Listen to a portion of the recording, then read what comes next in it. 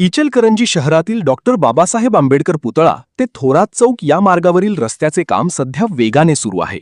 कोट्यवधी रुपयांचा निधी खर्च करून करण्यात येत असलेल्या या कामात मात्र गंभीर निष्काळजीपणा समोर आला आहे.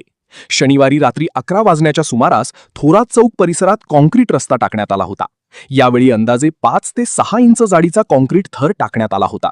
मात्र अचानक त्या ठिकाणी पाण्याचे 2 ते 3 लिकेज दिसून आले. रस्त्याच्या मध्यभागातूनच पाण्याचा झरा सुरू झाल्याने परिसरात एकच खळबळ उडाली. स्थानिकांच्या मते रस्त्याचे काम सुरू असतानाच पाण्याची पाईपलाईन फुटल्याची माहिती संबंधित रस्त्याचे काम करणाऱ्या कामगारांना होती. तरीही फुटलेल्या पाईपलाईनवर कोणतीही दुरुस्ती न करता त्यावरच कॉन्क्रीट टाकून पाईप मुजवण्याचा प्रकार करण्यात आला. यामुळे पाण्याचा मोठ्या प्रमाणात अपव्यय झाला असून थोरात चौक ते अशोकनगरपर्यंत रस्त्यावर पाण्याचे ओघ पाहायला मिळाले. याला जबाबदार कोण? या प्रकारामुळे नागरिकांमध्ये संतापाची लाट उसळली आहे.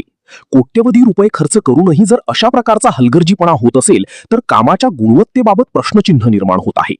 इचलकरंजी महानगरपालिकेचे प्रशासन, महापौर आणि विरोधी पक्ष नेते या प्रकरणात लक्ष घालून योग्य कारवाई करतील का? तसेच नागरिकांना दर्जेदार रस्ते मिळतील का? असा सवाल नागरिकांकडून उपस्थित केला जात आहे.